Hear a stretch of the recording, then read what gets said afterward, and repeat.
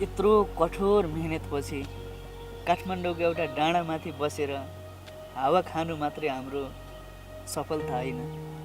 सम्झेर ल्याउँदा पनि उराट लागेर आउँछ। डिग्री पनि सकिसक्यो, घरबाट बिहेको कुरा आइरहेछ। बिहे गरौँ भने न हामीसँग जब छ न हामीसँग पिआर छ। बिजनेस गरौँ भने न हामीसँग पर्याप्त बजेट छ। मलाई त लास्टै तनाव भइरहेछ यार। मेरो केस पनि त्यही त हो। आखिर तैँले र मैले पढेको सँगै नै हो। आखिर बिहेको कुरा आउनु पनि स्वाभाविक नै हो।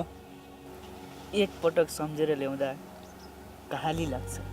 एक कक्षादेखि डिग्री पढ्दाखेरिसम्मको निरन्तर मेहनत र लगावको के औचित्य रह्यो? तेरो कुरा सही हो। त आफै भन्न, हामीभन्दा साना साना भाइहरू विदेश गएर आफ्नो फ्युचर क्रिएट गरिसके, हामी भने नेपालमा पढेर केही गर्छौँ भन्नेको हालत यस्तो छ। आखिर हामी युवाहरूलाई विदेश जान बाध्य किन बनाइएको छ? आखिर डिग्री सकेपछि कोरियन भाषा र जापानिज भाषा किन पढ्नुपर्छ? सरकारले आफै उत्पादन गरेको जनशक्तिलाई व्यवस्थापन गर्न सक्दैन भने शिक्षा दिनुको अर्थ के रह्यो? हो त, देशमै रोजगारीको सिर्जना गरिनुपर्छ।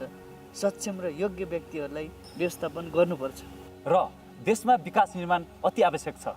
यो आवाज दुईजना युवाहरूको मात्र नभएर हामी जस्ता लाखौँ बेरोजगारी युवाहरूको आवाज हो। हामी जस्ता बेरोजगारी युवाहरूलाई स्वदेशमै रोजगारी दिन सक्यो भने समृद्ध नेपाल चाँडै बन्नेछ। नमस्कार, म रूपेश चालिसे। र नमस्कार, म मानवकृष्ण ढका।